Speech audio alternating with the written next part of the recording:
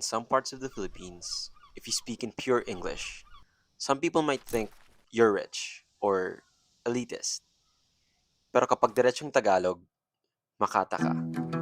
Since I'm neither of those, I'll speak Taglish. Ito yung simula.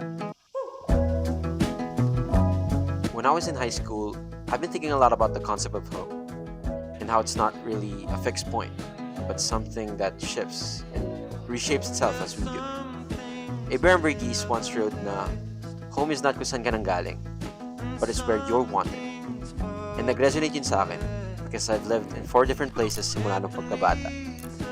And at the time, I still didn't think I found my home yet. The truth is, I think I've always been a little bit of a drifter. Not physically, but emotionally. Dahil kahit anong higpit ng pagkakahawak ko sa mga tao they always seem to slip away. Minsan, by choice, and sometimes just by circumstance.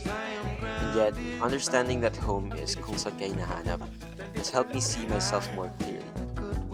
It's made me think less about finding a perfect place and more about finding the people who want me for me. And people na gusto ako dun bilang ako. Home is not just a place, it's a feeling. And I think kasama yung concept ng home and nostalgia.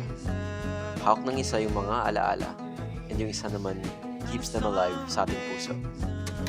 Kaya sometimes I just miss the version of life that existed nung bata pa ako.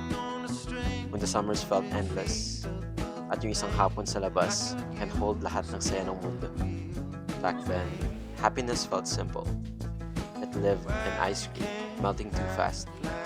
Sa mga gasgas sa tuhod that healed overnight. And sa tingin ko, yun talaga yung nostalgia. Not just remembering the past, but grieving the simplicity of it. Dahil ngayon, joy feels heavier. It feels more complicated.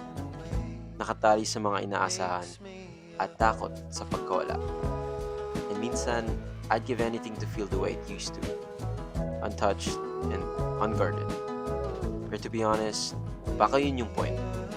Na baka yung ache na nafe-feel ko when I look back isn't just sadness.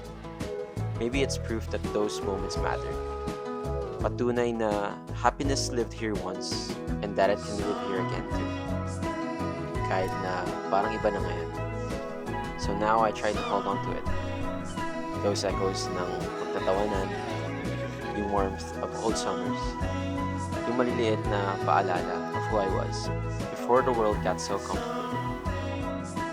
Dahil kahit hindi ako makabalik, I can carry it forward. And that feels like enough. At marahil, the child I once was would be proud na makita ako, still searching for that joy. Naniniwala pa rin na it's out there, waiting to be found.